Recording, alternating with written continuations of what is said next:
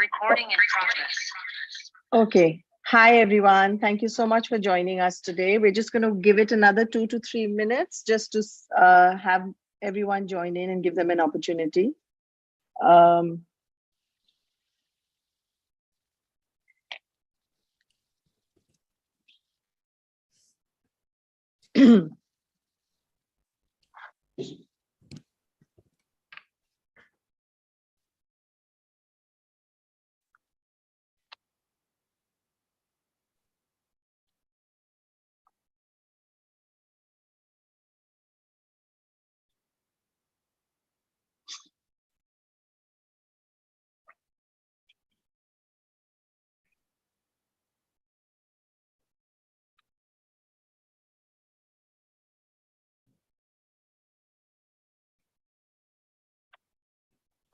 Okay, let's get started. Thank you so much for joining us today.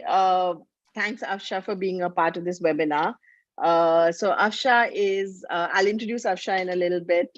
She actually heads the National Committee for the UWC, the United World College Group in India. She herself is an alum of UWC Mahindra College, Pune, and is responsible for strategically planning the National Committee, including facilitating selection process, creating partnerships, outreach, etc. She was recently appointed as the representative of the National Committee of the Asia Pacific region. So congratulations for that, Afsha. And she holds a postgraduate degree in management from the ESAD Business School in Barcelona. She was also, I think she started her career as a management consultant in Deloitte. So that's a very interesting, shift of career, I guess. And I'm hoping you're enjoying the education space a lot. Before I actually hand it over to Afsha and she takes over and we discuss the UWC and the fabulous offerings it has. I have been personally a UWC fan all my life, and every UWC student I've ever met has just inspired me and left me awestruck because they're just their whole ability to present themselves, to their social activeness, etc., is just really inspiring. So before we jump into that, let me just introduce the Red Pen to you. The Red Pen is a 12-year-old company, and we have been in the education space, for the longest time, very ably led by Namita Mehta and Kimberly Dixit, both of whom are absolutely passionate about education, and that's what they bring to the table. They have created a team of 110 employees across India, across the world. We have employees, in all over the all small cities in India, big cities across the world, in England, US, etc. Each one being, like I said, extremely passionate about education as a whole. We have 6 service lines, starting from actually the MBA and postgraduate service line, which works with students trying to find their, their final education goals. We have the undergrad team. We have the pre-college advising team, which helps you build a profile from the 8th standard onwards in order to get into your dream college. We then have the boarding school team, which I'll come back to. And then we have the institutional services service line. In the institutional services service line, actually, we work with other schools where, we help them through their counseling process and other institutions for undergraduate and PCA services. The boarding school service line is actually one of the younger service lines at the Red Pen, but has been growing, galloping actually over the last 2-3 years with COVID, with just the increase and the awareness of opportunities abroad for study. We've really seen a massive interest in the boarding school service line. We've been very active over the last 1 year. So we actually send students across the world. We send to Singapore, we send to Europe, we send to the UK, Switzerland, US, all Canada. So we really cover the whole world in terms of where we send our students to. Over this last 1 year, like I said, we've been really active in trying to take a 2-pronged approach. One is also just educate the community about more schools that exist, because we tend to have a few schools that everyone knows of. So we've done a couple of webinars. We've done 3 webinars with 9 schools. We've done 2 fairs, in-person fairs in Bombay and Delhi. And they've all had an absolutely overwhelming response. So we've been really, really happy with the response for all of these. We've partnered with schools from the UK, like Sevenoaks, Wellington, Charterhouse, Haileybury, Millfield, a bunch of them. We've had, we've partnered with Switzerland. We've had Aiglon, La Rose. I mean, we've been trying to meet them. We're trying to visit them. We're trying to really increase our knowledge also, so we can actually guide everyone much better. So this is our first time that we're actually doing something with UWC. And I mean, we're really excited about this. And we're really excited to know more about UWC ourselves, and then, maybe hopefully take this forward and make this an annual tradition. So let me hand over to Asha first, and she's going to, like I said, Rana, take us through what the UWC offerings are. Please feel free to write out any questions that you have, and I will definitely try and make sure that I cover as many of them as possible. Yeah, over to you, Asha. Thanks, Aarti. Good morning, everyone. Welcome and thank you for joining. And once again, thank you, Aarti and the team at Red Pen for organizing this. Like Aarti mentioned, I have been associated with UWC first in the capacity of a student and alumna, and now as a part of the National Committee. So today I will be talking to you about the UWC movement in general, and then narrowing down to UWC in India and the National Committee, and then the application process. And this is especially important since applications are currently open. We are accepting applications at this point. So what is UWC? UWC is a global network of 18 international schools located on 4 continents. We're a movement that makes education a force to unite people, nations, and cultures for peace and a sustainable future. And this is a rather ambitious vision to have. And this vision is very strongly tied to the history of the movement. So let's also have a look at the history of the movement.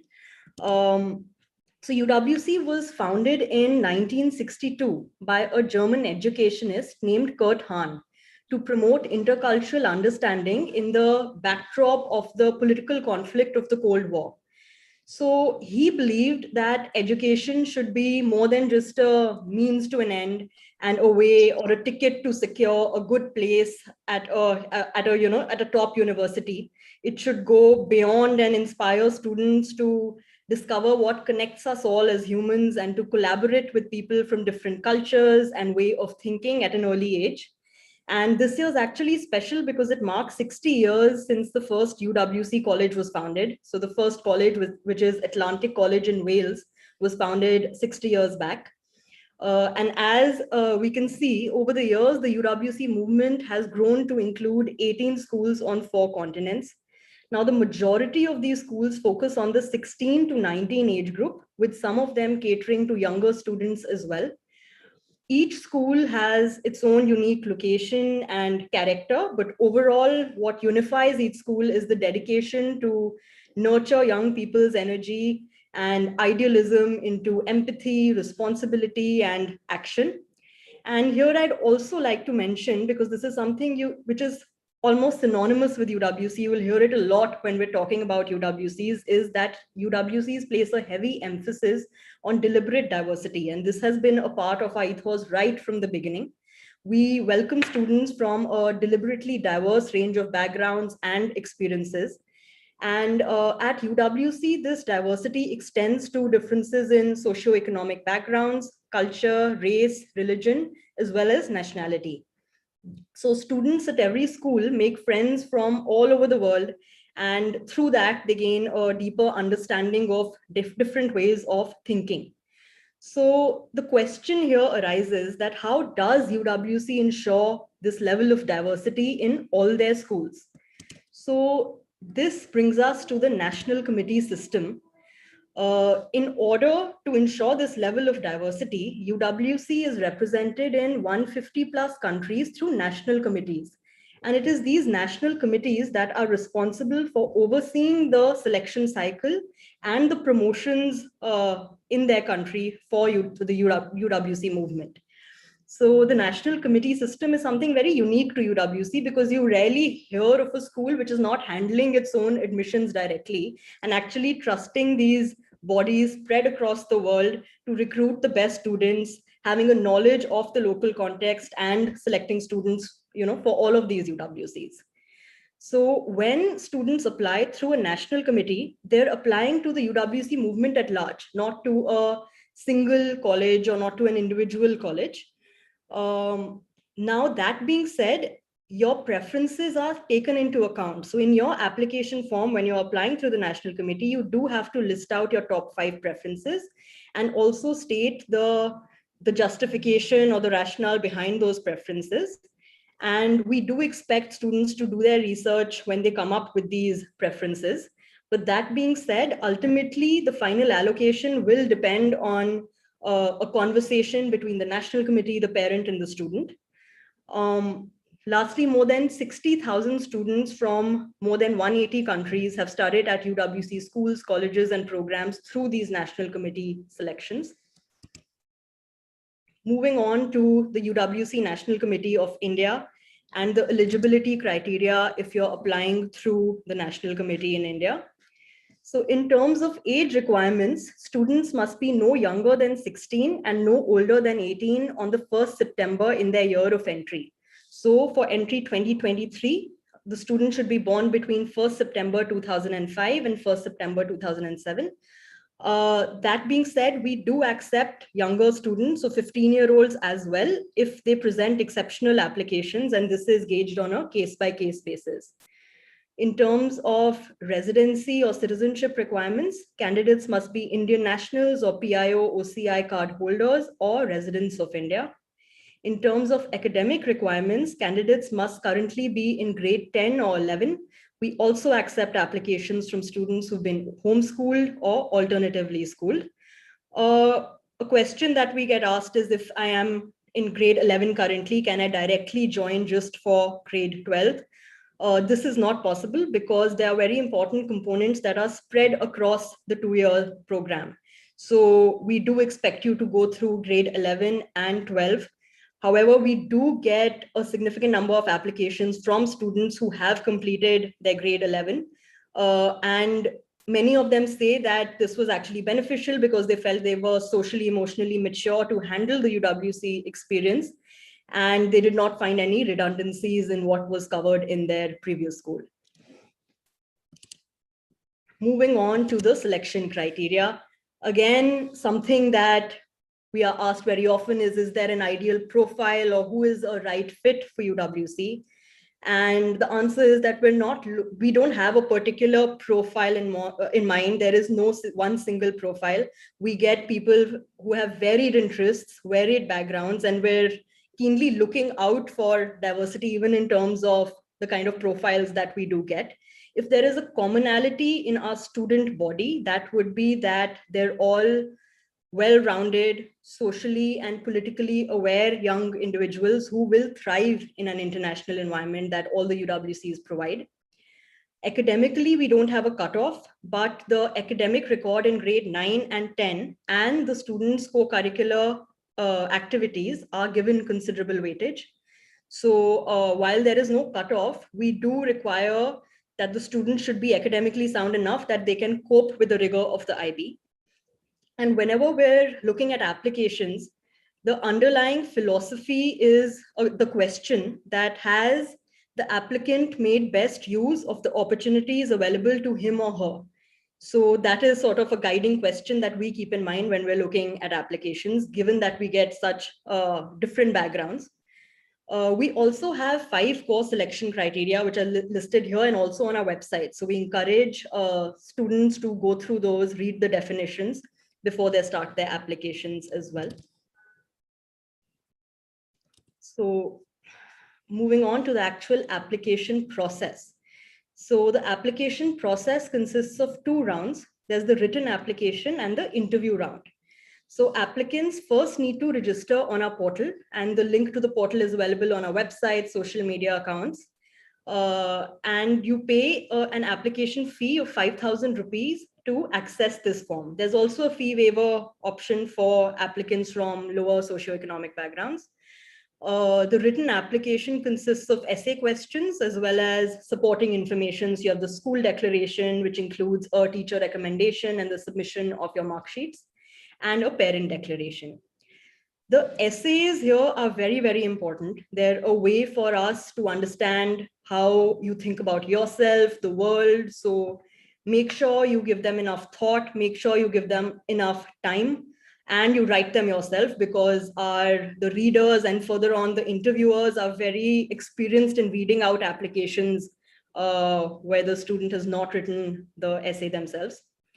So based on this application, shortlisted applicants will then be invited for the interview round.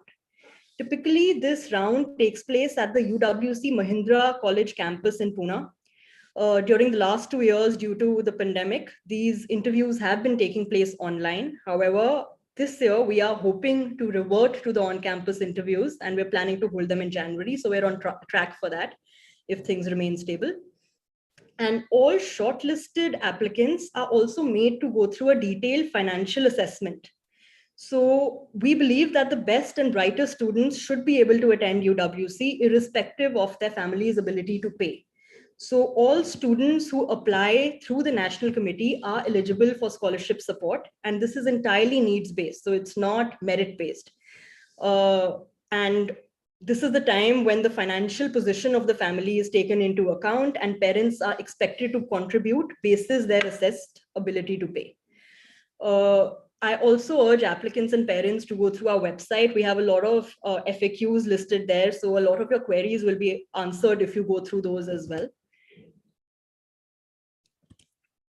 On scholarships and financial assessments, since this is also a very frequent query, just reiterating that all students are selected on merit, not on their capacity to pay, and scholarships are available on a needs basis.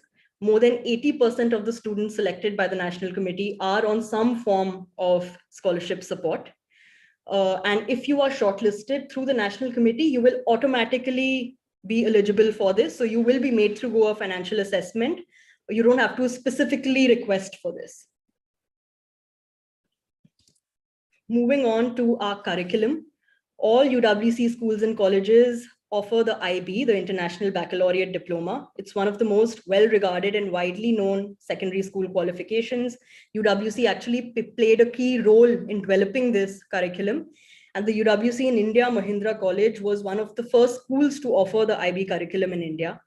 It's recognized by the world's leading universities, and the students study 6 subjects, 3 at the higher level and 3 at the standard level.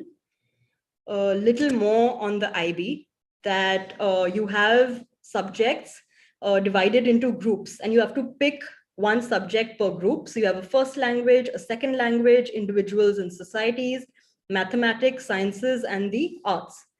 And in addition, you also have the CAS program, the Creativity, Activity, and Service, which is an integral part of campus life at UWC, as well as an IB requirement. In addition, every student will work with a guidance counselor to explore their options post UWC and take their next steps. In terms of opportunities post UWC, UWC students enroll worldwide to universities for further studies. The US is the most popular, followed by Europe, Canada, and the UK. There are also certain scholarships in the US which are reserved for UWC students, such as the Davis UWC scholarship, and it's available on a need basis for undergraduate programs.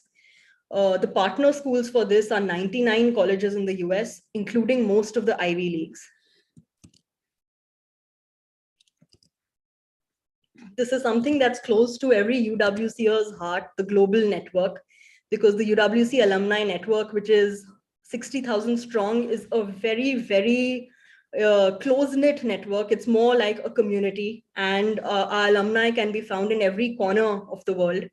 Each graduate follows a different path based on their interests.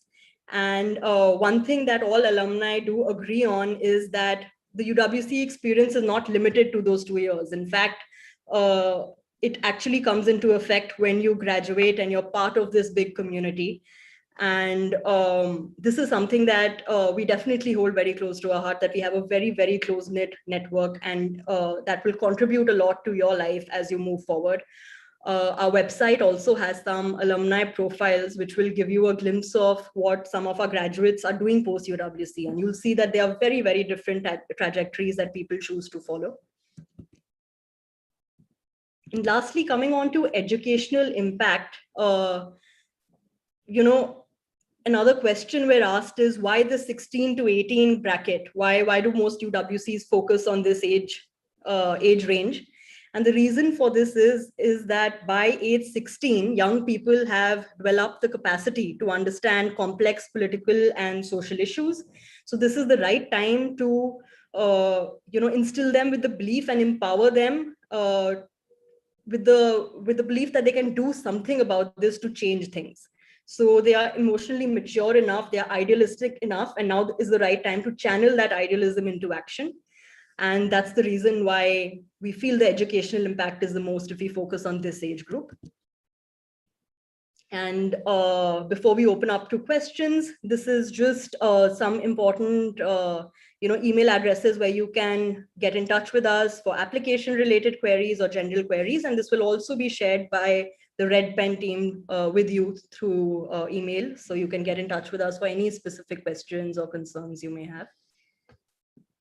Thank you. Thanks, Aarti. Thanks, Asha. Thank you so much. So everyone, can I just repeat, if you have any questions, please put them into the Q&A section. I think I said chat by mistake in the beginning. Apologies for that. So if you can just put them into Q&A. So Asha, let me start with some of the questions that people have been asking. Could you give us an idea of the approximate cost of a UWC education? So each college has its own fee structure. So it varies college to college. They're all listed out on the websites, but just to give you a broad range, there are colleges which start at 15 lakhs per year. And then there are colleges which also, the fee is 45 lakhs per year. So that's the range. So when a student is applying, they should be taking into consideration the cost, I guess, when they're putting their priorities down, right? I wouldn't say so, because ultimately what they'll be contributing will be dependent on their ability to pay. So from that perspective, it doesn't really matter, as long as we assess you and we've assessed you for a certain amount. The rest will be met as long as we have an offer for that place, a scholarship offer. Okay. Could you give us a feel of some of the differences between the campuses? Like what are the criteria that a parent should look at when they're trying to choose campuses? Because it all seems very exciting. Mexico seems exciting, and Costa Rica seems exciting. Yeah. So how do you choose? So I think to start off on that question, I'd say one thing that to keep aside is the similarities, right? So let's see the things that you should not be considering while choosing campuses. And that is, they all offer the IB. So the curriculum is the same. They all are unified in terms of the UWC ethos, where there will be the same level of diversity on every campus. So that is a priority and very important. There's no internal ranking, or no one college is more credible than the other, and they're all equally respected because they're considered part of the UWC movement as a whole. So in that sense, they're all, they're standardized. There's uniformity in the quality of education being offered. What is different is the setting of each college, right? So there's some colleges that are located they're nestled in nature. There's some colleges which are integrated into a city or a town. So their location does give them a certain flavor. And let's say there's a student who's very interested in sustainability, then maybe a college which is located in a biodiversity reserve like the UWC in India, or a college that is located near a rainforest, that would be something that'd be more interesting to you. Or someone who's interested in, let's say, conflict resolution and diplomacy, etc., then maybe a college that's set in a region where there has been a lot of post-war conflict, etc. So that will be more interesting to you. Or someone interested in music, so then maybe where there's a music conservatory or something nearby, that would be more interesting. So it depends on, you do your research and you see which sort of the flavor or what eccentricity of a particular college appeals to you, and then apply. But otherwise, it's similar in terms of the education. Okay. So just taking this one step further, Can you apply directly to a college, or do you have to apply through the national committee? I mean, if I say I decide I only want to go to UWC Italy, let's say, can I directly apply there? So there are two routes available for you to apply. One is, of course, the national committee system, which I've just spoken to you about, and I'm part of the national committee. The second is the GSP route, which is the Global Selection Program. And this is for students who have this one particular college in mind and do not require any scholarship assistance. So you will not then get any scholarship assistance. But if you have a particular UWC in mind, you can apply to that. But it's interesting that you said Italy you mentioned Italy as an example, because that's one school that doesn't participate in the GSP. So your school has to be a participating school. At this point, 15 of the 18 schools are participating schools in the GSP program. So, okay, so just to reiterate what you just said, I cannot apply to Italy direct because it's not part of it. So I have to go through my national committee. yes, correct. Okay, fine. Okay. And are the timelining the same if you're applying directly to a college and through the national committee, or is the timeline different? It's similar. There will be an overlap, but the GSP usually accepts applicants on a rolling basis. So it's a longer timeline than the national committee. Okay. And do you get scholarships if you apply directly? Don't get scholarships at all if you apply directly. So if you're applying directly, then there is absolutely no provision for any form of scholarship support. Okay. And just another question, which is on the chat, is if you can afford it better and you can afford the whole fee, is there an advantage to applying directly? No, there's no advantage, because the selection process is very, very similar. And even when you apply through the national committee, we do have some seats which are unfunded seats. So we do have to fill those up, of course, going by the merit list, but by the people who do not require aid. So, okay. Could you tell us the 3 schools that are not part of the, global committee, as in we can't apply directly? So at this point, it's Adriatic, so Italy, Robert Bosch, Germany, and Singapore. So Singapore does not participate in the GSP, but they have since they also have younger years, they have a direct route just to Singapore. So they don't, yeah. Okay, fine. Thanks so much.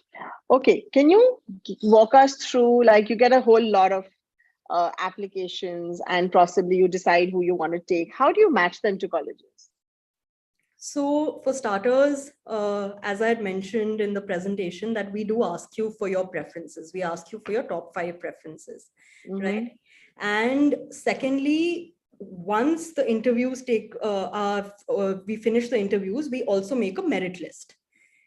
And we also simultaneously are receiving a list of offers from various UWCs, right? So let's say College of Atlantic offers us 2 places. One is unfunded, one is a 50% seat. So we have our merit list, we have the preferences, and we have the offers. So we go by that and match students accordingly. So there will be instances where we might come back to you with a 6th college, which was not even in your preference list, but we have an offer which fits your ability to pay and your rank, and then we will offer that to you. So that conversation will always be open.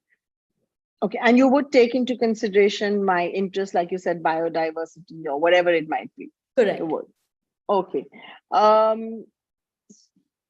Again, in terms of admission, I'll just finish all the admission questions first.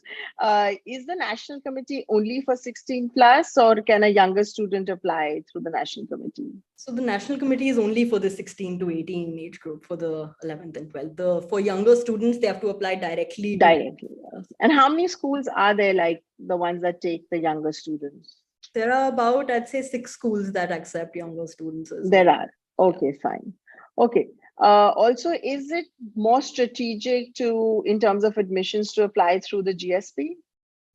The global committee? As I said, they're completely different routes. So it depends on, if you're very, very certain and very fixated on one college, and you also know you absolutely don't require aid, then maybe the GSP is more suitable for you. But if you're open to the possibility of other colleges and also want to go through this means testing, then the national committee route would be more suitable. So it depends on what fits you best. Okay. Also, are scholarships entirely need-based, or is there an option of merit-based scholarships? Entirely needs-based. So you might be rank 1, but if you have the ability to pay, then you will not be getting any scholarship. Oh, is it? Okay. Okay, let's move on to some questions on college admissions, which is obviously every top of mind for everybody. Can you just walk me through what are the college admissions like? What kind of support do your UWC schools give in terms of college admissions? Just a little bit about that, please. Sure. So each student works with the university guidance counselor. And again, this whole process is very tailored towards what the student wants, the interest of the student. So it's not prescriptive. The students take ownership over that and discuss what they want from their life post UWC. And accordingly, the school will support them in that. And so that's where, the support comes in. And when it comes to post UWC opportunities, you have the Davis scholarship, which is available in most US schools. So we have a list of partner schools, and many students go ahead and avail this opportunity because this is something that again makes UWC stand out, and a way that UWC students are supported even beyond this 2-year experience. Most of our students do end up going to the US, but they also go to other places like I had mentioned. So that's how. Okay. Is there any particular campus that gets better admissions? Not at all. No, nothing like that. So like I No? said, when it comes to admissions offices in various colleges, they see us as UWC. It's never seen as a UWC Mahindra or a UWC Adriatic. So Okay. the first a UWC here. Okay. So, and I mean, I've heard this, and I mean, you can correct the myth or not.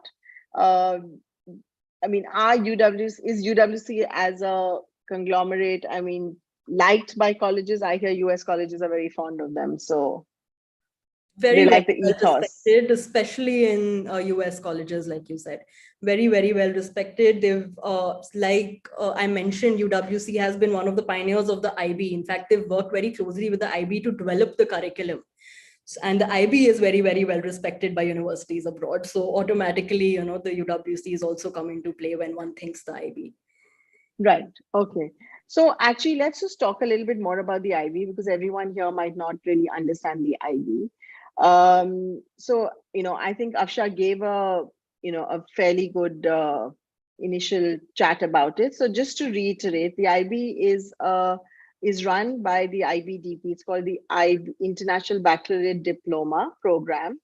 It actually can be run through school or just for the 11th and 12th. There are 6 subjects that you take. English is compulsory, some form of math is compulsory, and a foreign language is compulsory. In addition to that, you would take 1 science, 1 social science, which would be like your history, geography, philosophy, psychology, etc. And your 6th subject can either be performing art or an art. So it could be fine art, it could be drama, it could be music, any of these, or you can choose 1 more science or 1 more social science. Each of these are scored on 7. So that's 7 times 6, 42. You also write an extended essay, which is a 4,000 word research paper that you write. You also have a theory of knowledge, which is a combination of like a presentation and maybe another shorter research paper. It's really, that's a lot of life skills, thinking skills, those kind of skills. And then you have the community and action service. So these 3 form the last 3 points, which becomes 45. So the IB is scored on 45, which is completely different from the way ICSE, CBSE, etc., which are either percentages or A's and A stars.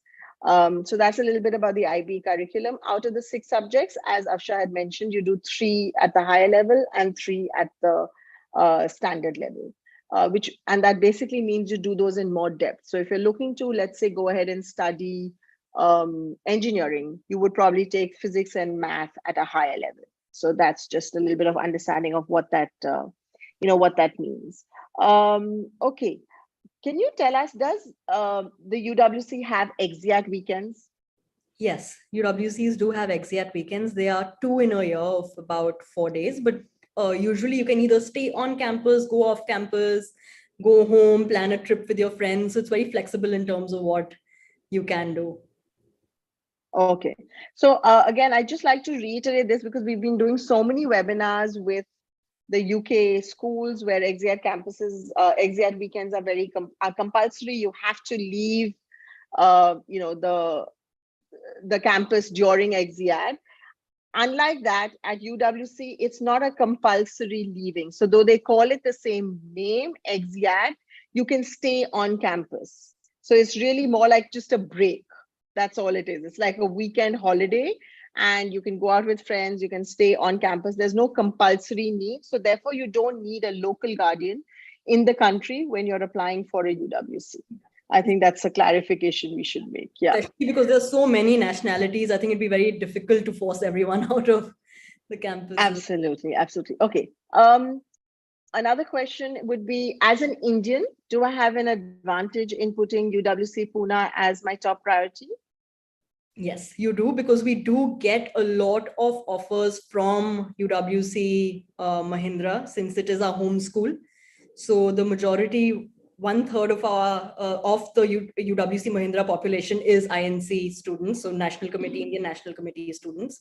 So most of our students do end up going to Mahindra, and then we have offers across as well. And is this across the world? So like if there's one in Mexico, would 30% be Mexican?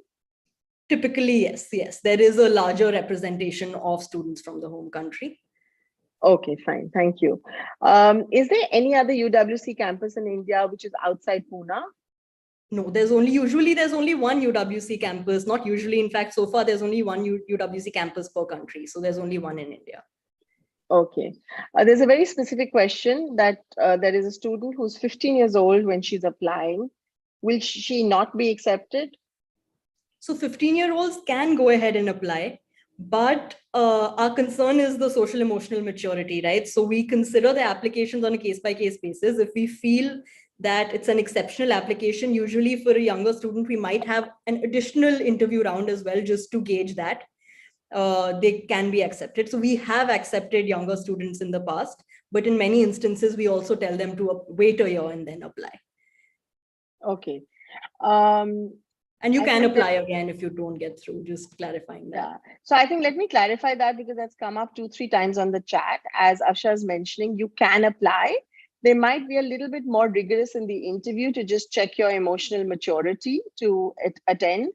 And I think this is actually pretty much a rule across all schools worldwide, that if you're below their cutoff age, they would just check maturity levels. And obviously not something dramatically like a full 12 months, but a few months, but you would, but they would check on maturity, age, etc. Okay.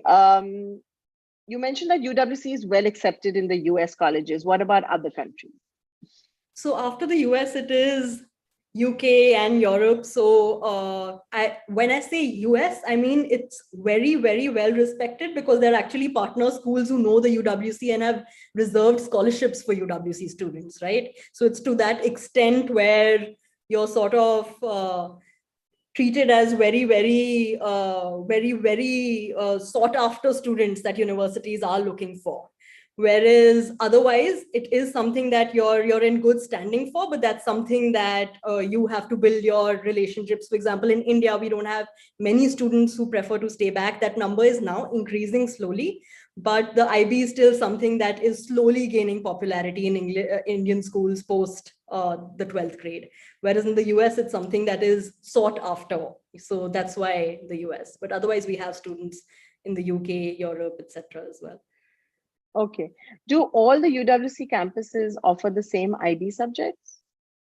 So the standard subjects are the same, but then there are certain, again, depending on the UWC setting, etc. There are certain subjects that a particular UWC might offer where the other doesn't. And this is all also given on our main UWC website, where they have a chart with all the UWC schools and the subjects that they offer. So it might be worth going through that. So for example, music, or something that a student might be particularly interested in, that might vary. Okay. Yeah. Okay. Is other UWC schools SAT, ACT centers? Yes. Yes. And would they provide support in terms of tutoring for SATs, etc.? So again, it's not very, I won't say that there are these scheduled sessions, but they offer help when required. So you have your faculty, you have students who've done this year on year. So you will get support, but you have to seek that support out. So it's not scheduled in. So in general, in UWCs, a lot of the learning is your own responsibility. So you have to sort of take charge of that. And students are given a lot of independence and that responsibility that, okay, this is something that you have to do. You will get that support, but you have to go and seek that out. Okay, so let's come to the application process. When you look at an application, what weightage are you giving to academics? What weightage are you giving to extracurriculars? Is there any profile of student you're looking for?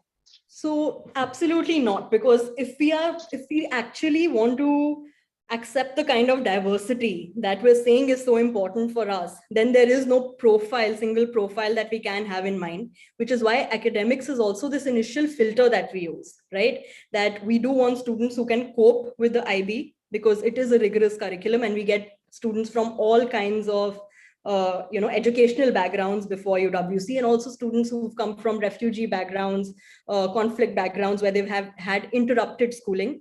So keeping that in mind, I mean, we don't give it a weightage, but we do use it as an initial filter. And besides that, it is just your overall profile. So the co-curriculars that you have participated in, and that doesn't mean a laundry list of your achievements, but more in terms of what your extracurricular activities mean to you, how you want to pursue them in the future. So it's basically like the story that, what is your story? What is something that makes you unique? That is what is given a lot of importance. Okay. As a 15-year-old, writing an application can be fairly intimidating to make myself sound unique. So could you just tell me, are there essays? What are the opportunities I have to do so? So the application, the actual application, it consists of these essay questions, right? And they're very open-ended essays. There are no right or wrong answers that we're looking for. So we really, really push students to meaningfully engage with those questions.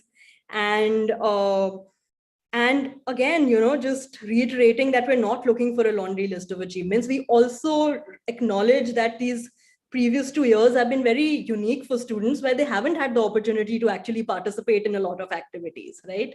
So it's a lot about just sort of gauging not only what the student has achieved, but also their potential. What is something that they are keen on achieving, but there has been a barrier on achieving those, etc. So it's just about really getting to know what their ambition is and what makes them them, and at the same time, of course, their background, their academic background, all of that also comes into play. So there is some weightage given to your academics, and then to your entire extracurricular activities and your potential. So that's another thing. Okay, so I think you mentioned that subsequent to the application, they would be invited for the Immersion Day at UWC Pune. Could you run us through what is an Immersion Day like? What can they expect? It sounds very overwhelming. So what can they expect? And also just one additional question. Is it possible to visit the campus, either Mahindra campus or any other campus, before you apply?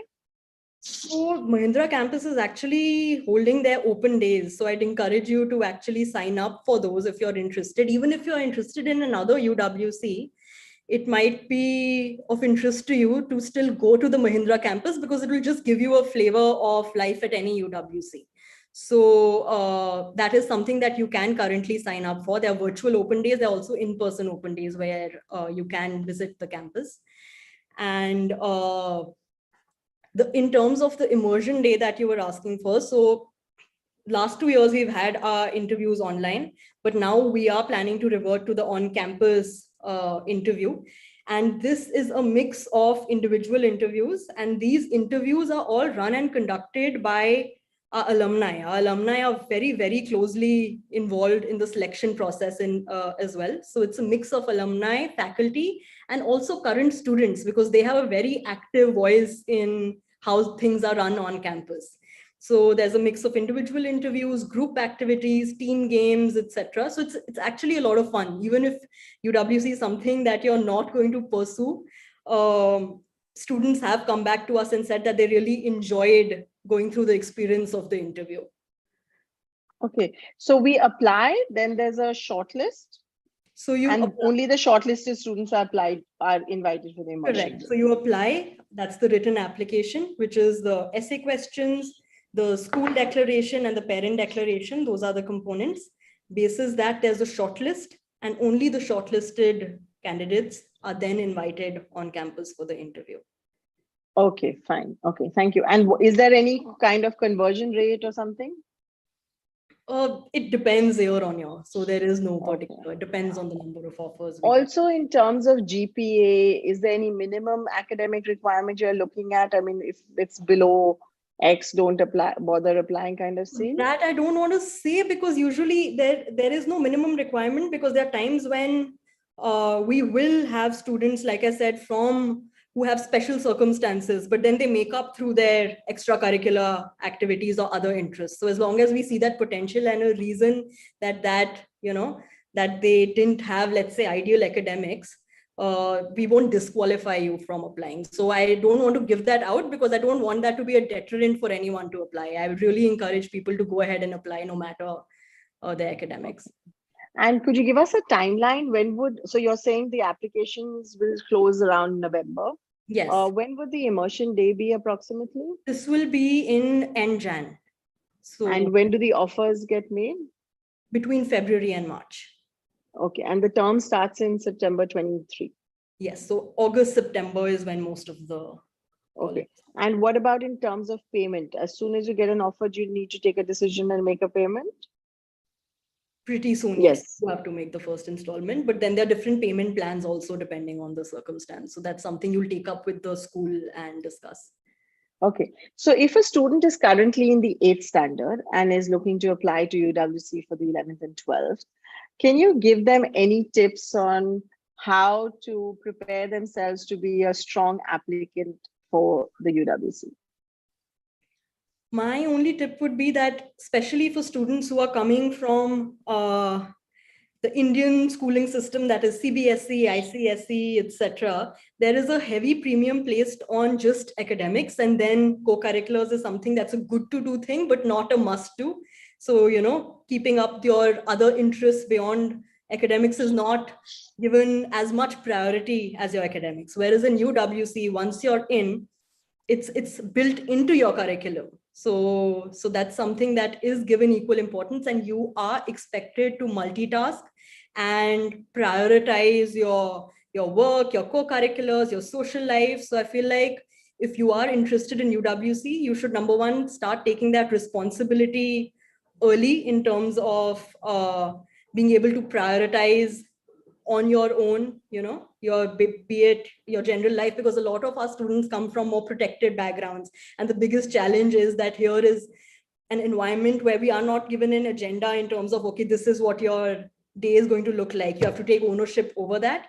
So I feel like start getting used to that environment early on, and the ability to handle multiple priorities at the same time. So in a way, we give responsibilities to students very early. So I would say the best way to prepare is to start taking on that responsibility early on. That will make your transition much smoother. Okay.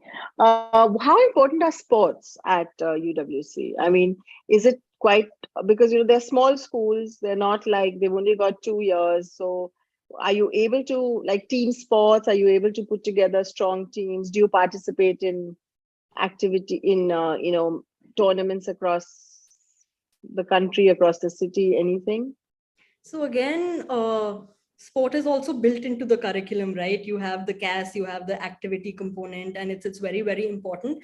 But UWCs don't see sport as much as a way to compete, but more in a way to, number one, stay physically fit and active, and also just to get to know your environment and surroundings. So while all the standard sports are offered across UWC, so the sports that you grow up playing, like basketball, football, badminton, etc. But then depending on the location of the UWC, there's also certain other sports that you could pursue. There's kayaking, sailing, hiking, depending on where that UWC is situated. And it's a great way of actually getting to know your surroundings. So in that sense, sports are also, they're prioritized. Physical fitness is prioritized a lot, but ultimately the prerogative is on you, how actively you want to get involved in that. So, Okay. What about things like debates and MUN? Is it quite a big part of the system? Very big part, because I would say the whole UWC curriculum is sort of based around debate and dissent and constructive arguments, etc. So MUN is one of the activities that is offered, but I would say that's a MUN is a very, very small part of the debate that goes on at UWC, because that is just the way a UWCer interacts at school. So your classrooms, in a way, are an MUN environment, because you are with people from 150 plus nationalities. And that makes it, MUN is a very, very small part of the whole UWC environment. I would say that there's much more. Okay.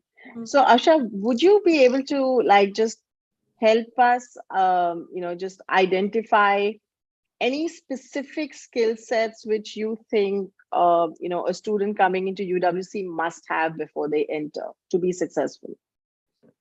I would say, number one, they have to be open-minded, because the level of diversity that you'll be encountering is something that you probably haven't before.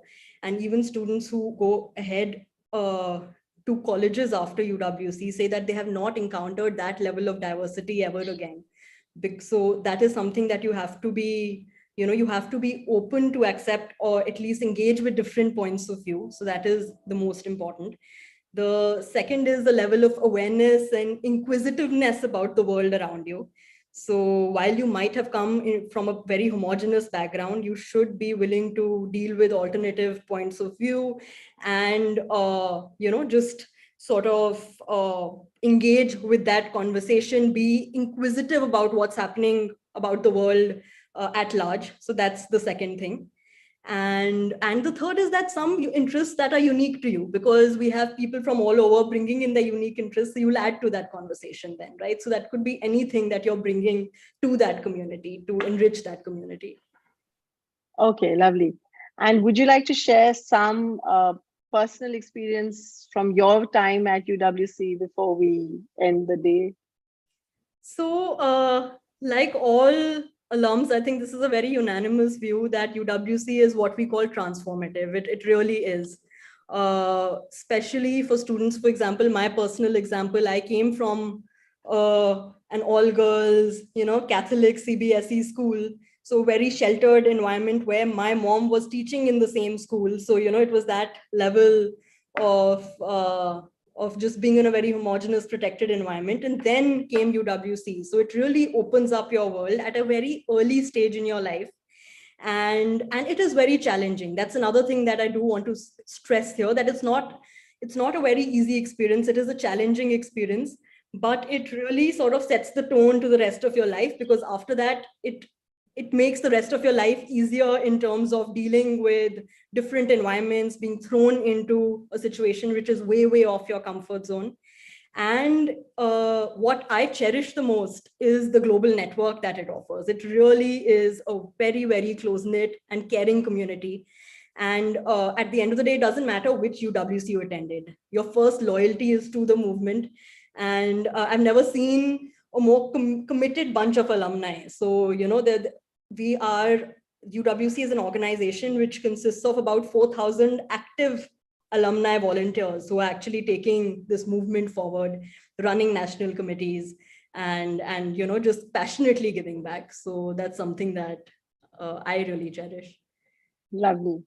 Thank you so much. I could see the passion in what you were just saying. So obviously you have extremely fond memories. So thanks so much, Afsha, for sharing UWC, the movement, and the philosophy behind it. Thank you, everybody, for reaching out, for being a part of the webinar. We will send you an email with details on how to apply, how to get in touch with the UWC. And obviously the Red Pen is always ready to support you and help you through your application process. This video will be available on YouTube also for you to watch subsequently in case you want to go back and get some more clarifications.